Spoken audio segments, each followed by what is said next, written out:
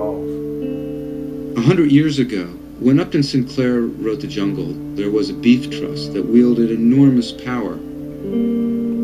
Immigrants from Eastern Europe were being abused in the absence of any kind of government regulation. There were horrible, disfiguring injuries and even deaths. Things got better. They slowly got better. Teddy Roosevelt took on the beef trust.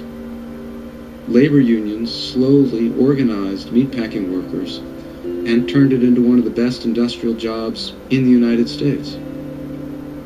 By the 1950s, to be a meatpacking worker was like being an auto worker. There was a good wage, good benefits, pension, and then what happened? Well, the meatpacking companies got bigger in order to serve the needs of the fast food industry, which was its biggest customer. Some of the meatpacking companies, like IBP, borrowed the same sort of labor practices from the fast food industry, cutting wages, making sure there were no unions, speeding up production, and having the worker do the same task again and again and again.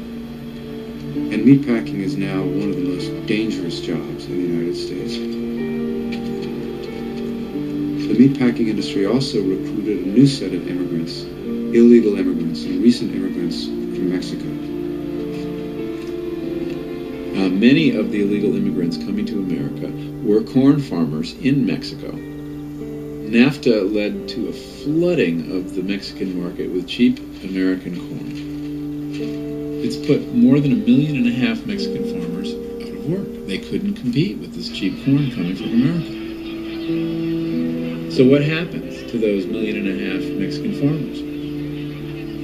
Meatpackers like IBP, National Beef, and Montford began actively recruiting in Mexico. Companies advertised on the radio and in newspapers. IBP set up a bus service in Mexico to bring workers into the United States. For years, the government turned a blind eye to the recruitment of immigrants by the meatpacking industry, but now, when there's an anti-immigrant movement, they're cracking down all of a sudden, but they're not cracking down on these companies. The government is cracking down on the workers.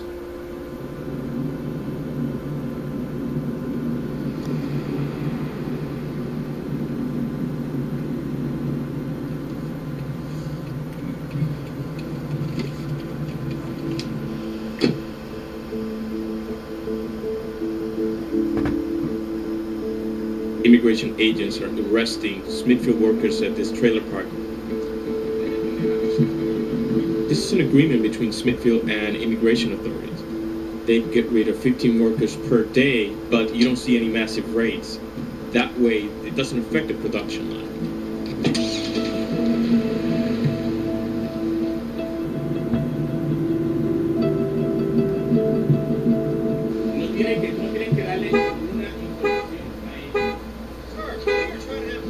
And she asked me a question.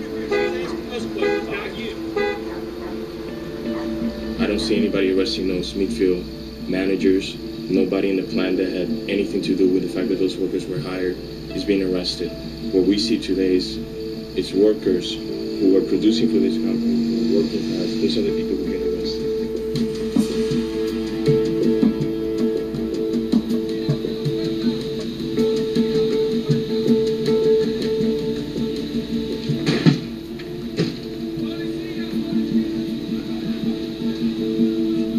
We want to pay the cheapest price for our food.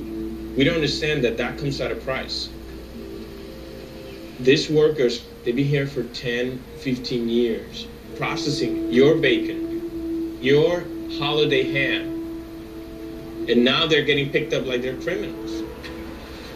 And these companies are making billions of dollars.